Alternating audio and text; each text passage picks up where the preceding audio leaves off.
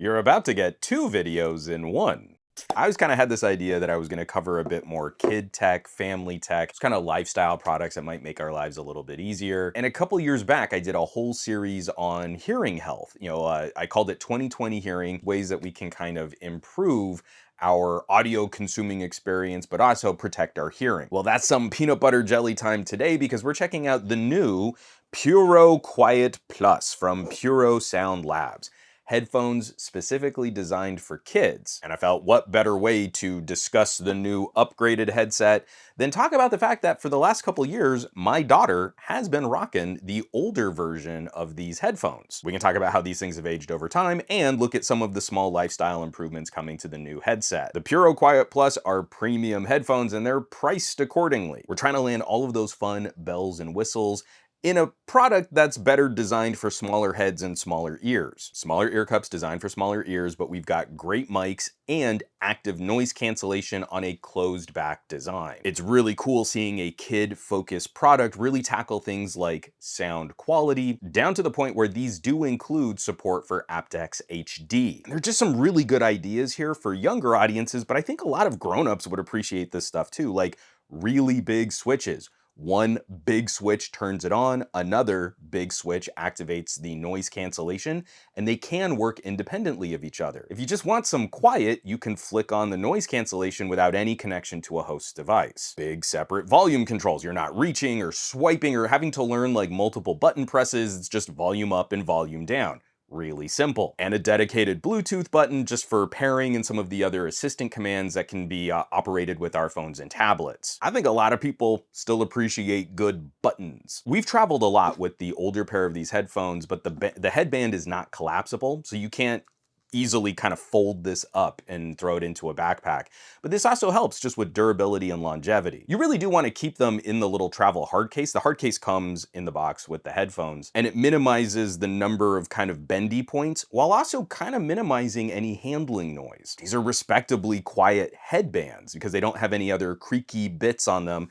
Everything is also covered in a really soft touch material. And it's a great feature on Bluetooth headphones that I hope we never lose. We do have support for a 3.5mm cable, so you can go cabled or wireless. But the new hotness on these Puros is they finally switched to a USB-C plug. The older headset was rocking that micro USB. It was already long in tooth when this headset was brand new. But along with the USB-C, there's a new daisy chaining mechanic where you can plug a USB cable into a host pair of headphones and connect that to another pair of Puro. Say you have two kids and you want them to be able to hear the same thing at the same time. Or if you want to watch a movie with your kid while you're flying on an airplane, that kind of consideration is really nice. Less so for kids, but for the parents, one of the features that I think is going to be appreciated is the volume limiting. These things only go up to 85 dB, which of course, according to OSHA guidelines, that's like the maximum safe sound level for a full work day. 85 dB is still really loud, especially when we're talking about kids. They've got young, fresh ears, and I would still highly recommend having those conversations with your kids where maybe they naturally just set a lower noise threshold for their own listening. Oops. One of the perks, one of the reasons why we don't want to just give our kids plasticky garbage with Disney princesses on it is the fact that you can click on ANC, and that should also help further reduce the volume needed to have an enjoyable listening experience. And in terms of sound quality, these are kind of up there. They're pretty close to similarly priced grown-up headphones. Obviously, in these smaller closed back cases, we're not talking about really large dynamic drivers. So there is definitely a tuning approach to these that I think a lot of grown-ups probably won't they probably won't like as much. It's less of the deep V. I'm a big fan of these headphones because there's a bit of a low frequency roll off, and also there's a bit of a high frequency roll off. The highs on these are a little more distant than what we usually present as a consumer-facing tuning style. But we actually get just more presence kind of in the middle of the EQ where I don't think we normally sell solutions like this to anyone. I mean, to kids, we're always trying to impress upon them like big fat bass, mega bass, but it lends the Puros just a bit more of a detailed experience. You start getting into, sort of the vocal tremor on singers. You start getting into the guitar distortion on rock tracks, starting to play with really buzzy elements in like hip hop and electronica, and that cuts through more than I would have expected it to. Introducing kids to a world of consumer audio, I think we often too quickly rush them into the big fat bass or the big bright sparkle, that deep V kind of tuning idea. And the Puros stand outside of that. I should mention though that I don't feel the ANC here is an always on, a needed feature to keep it on all the time. There is a lot of air. It's not a hiss, but there's like a presence as the microphones are scanning the world around. Of all the features on this headset, the ANC is one of the few that I don't feel keeps pace with a similarly priced grown-up headset. Like you put these against One Mores or Soundcores, I think those companies are doing a better job of hiding the effects of active noise cancellation, the microphone and recording effects of active noise cancellation. Here, we're getting the presence is sort of making its way to your ears. But we're talking about closed back cans that are already doing a fair degree of passive noise reduction, especially when we factor in they are made with smaller cups for smaller ears. So there's a wonderful transition that's happening now with my daughter on the older headset. When we first got these headphones for Lex, those ear cups fit almost completely all the way around her ears. They were mostly over ear or around ear headphones. But as she's growing up, they're starting to become on ear headphones, which also kind of clamp the ears better to the side of her head. That delivers better passive noise reduction. If I had just had her in daddy's old headphones, they would have been way too large. They never would have created a seal. They would have flopped all around her head. The only solution to better hear her music would have been turning the volume up higher. So here we have great passive noise reduction, and then when you need that extra oomph, you can kick on the ANC. And we're talking about situations where that extra presence of air probably won't be that noticeable. You're driving through the desert on a road trip. You're flying through the sky in an airplane. Those are not audiophile listening conditions. So you trade the roar of the engines or all of the road noise for a little bit of air from the ANC. Another feature parents, I'm sure, will appreciate, these things get phenomenal battery life. Parents are gonna appreciate that for two reasons. One, they just will really run out in the field for long stretches before you have to worry about topping them off. But two, kids are notorious for not doing things like fully turning them off before they put them away.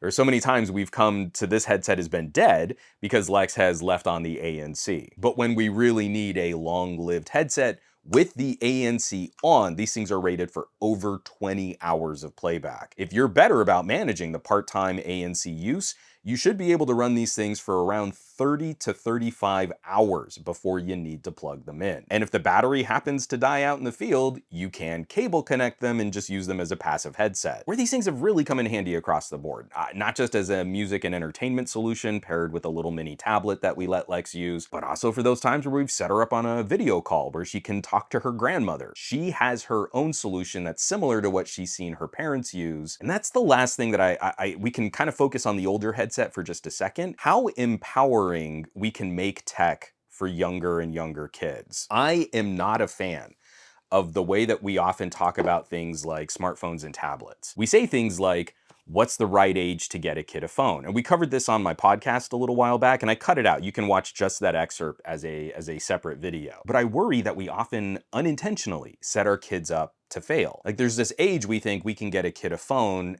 and there's not a lot of forethought into building that kid up, into understanding how do you take care of a gadget? What's responsible use for a gadget? What are the expectations placed on me in taking care of this thing? And when is the most appropriate time for me to use this thing? I'm a portable music nerd, so it kind of made sense in my brain that that's how we would start Lex off on this journey. I love all of my media players and DACs and amps, and we didn't want to rush Lex on things like internet connected devices, tablets and phones. So the first thing that Lex got that was just hers, it was all hers, was a really cheap, it was a $30 MP3 player. The only wireless feature that it really had was the ability to pick up FM radio broadcasts, which she never used because radio stations never play the music that she likes to hear. That MP3 player was her responsibility. She had to charge it, she had to take care of it. If she wanted new music on it, she had to come to one of her parents and we could plug it in and transfer music to her little MP3 player, help her set up playlists. And it was an early part of that conversation. We got to say to her, this is yours. You own this. You're not borrowing this from mommy and daddy. Like when she kind of plays around on one of our phones, this was hers to take care of. And there were a lot of tears if she wanted to listen to music and it wasn't charged. Well, now you understand it takes time to charge these things. You want to have them prepared for when you want to use them, not just, I can ignore it until I need it and then it's gonna be fine because I can use something else. From the success on that MP3 player, we opted to get her a really nice pair of headphones. Specifically, we chose these because you could also use them over a cable, and eventually we moved her into, she has a small tablet that she's allowed to use. It's her tablet, it's covered in stickers, and I love it. These headphones have worked a trick. They have been used and abused by a small child. My daughter's now 8, we've had them for a couple years now. You can definitely see the wear and tear, the scratches on the casing. There are a couple dents on the side from where these things have been chucked around. They've been on every road trip, they've been on every flight, and Lex is also taken to keeping these around. Like she'll throw them in the car for those times where she's worried something around her might be too loud. She went to a dance night at her school. They put up this cute little like disco dance party. Lex was a little anxious that maybe the music was gonna be too loud and these were in the car just in case she needed to block out some of that sound. Over years of abuse, everything is still working properly. The one thing that has kind of loosened up a little bit is the ear cup swivel. Picking up the refresh, you can feel how this is just a little firmer and it stays in place a little better on its own. So over time, I would expect this to also kind of smooth out a bit, get a little looser with operation, but nothing has impacted the performance or the audio playback on the original headset, even through a lot of kid abuse. I mean, we bought her expensive headphones for a kid, but over the same period of time that my daughter has kept this and a little MP3 player running on her own, my wife has broken more gadgets than my daughter has. I can't tell you how proud that makes me as a parent. My daughter's doing better than my wife is. That's the last idea I want to go out on. These are not cheap. These are premium headphones for kids. I worry that as techies, we start playing this game with kids and old people. Their needs aren't very high level, so really, to start them off, you should just buy them some garbage. Before we had the Puros, I had a pair of Nokia headphones that had smaller ear cups that we used instead, and we forgot to pack them on a plane. We're going through the airport, we're just trying to pick up anything. Basically, just trying to find anything that can act as some basic earmuffs. And of course, my daughter sees Disney princesses on a pair of headphones, and she's kind of pointing to that. Okay, it's stupid expensive to buy these in an airport gift store, but let's grab them. Officially Disney licensed for kids in an airport, and they were the cheapest, creakiest, hollow, tiniest plastic garbage I've ever seen in my entire life. Roughly a third the price of these really fancy Puros, but with nothing inside. They were just cabled headphones.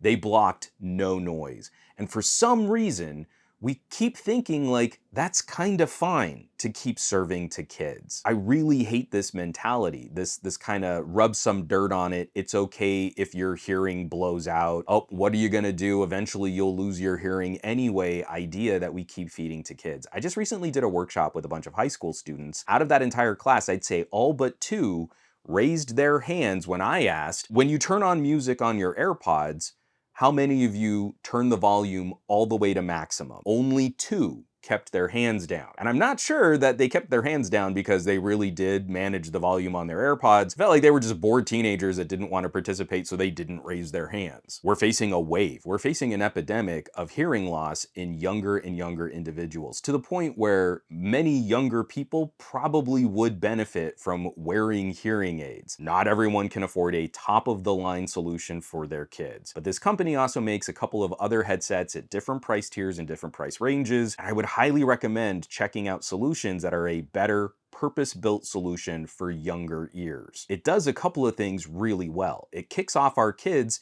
with a better appreciation for audio quality, but also more importantly, it naturally teaches them better practices for protecting their hearing and doing less damage to their ears at younger ages. We don't have to nag Lex to protect her hearing. She's just already built up some habits that are good habits, and her appreciation for music, I think, is reflective of that. I'll post a link to it. My daughter's female pop singer playlist has some bangers on it. This is a playlist cultivated by a 7, now 8-year-old. I'm pretty impressed. There's some deep cuts on this playlist. I made it to talking about her playlist. That means I've been rambling on long enough. I actually need to get these headsets back in my daughter's hands. She walked into the office and she was like, wait a minute, they make my headphones in purple? So Puro knows that their audience appreciates fun gem and jewel tone colors. So these, we're rewarding Lex for taking such good care of her older Puros. We're gonna let her now switch over to the newer Puros, and then we'll keep these around as like a backup solution just for a little while longer while these things still fit her head. I know tech and money and finances, everything's a little precious right now, but this is an investment that has paid off really well for us. We bought these first Puros and they never let us down. I will, of course, leave some links down below where you can find more information on the PuroQuiet-Plus headphones. Also check out some of their other headsets. They make some great gaming headsets too. As always, thanks so much for watching, for sharing these videos, subscribing to the channel. All the support lately has been absolutely fantastic. Those of you who have been clicking on links in my video descriptions, if you hit my home site, SomeGadgetGuy.com, or if you've joined the list of names scrolling by on your screen from my Patreon, patreon.com/SomeGadgetGuy. This list is basically the coolest collection of tech pals in the universe, so I hope you'll check them out. Now, you know where you can find me around the rest of the internet, at SomeGadgetGuy, basically everywhere, but these days I'm spending a bit more time on the Mastodons, sharing photos on the Flickrs, going old school, a little less so on the Facebooks and the Instagrams, and definitely not on the Twitters, and I will catch you all on the next review.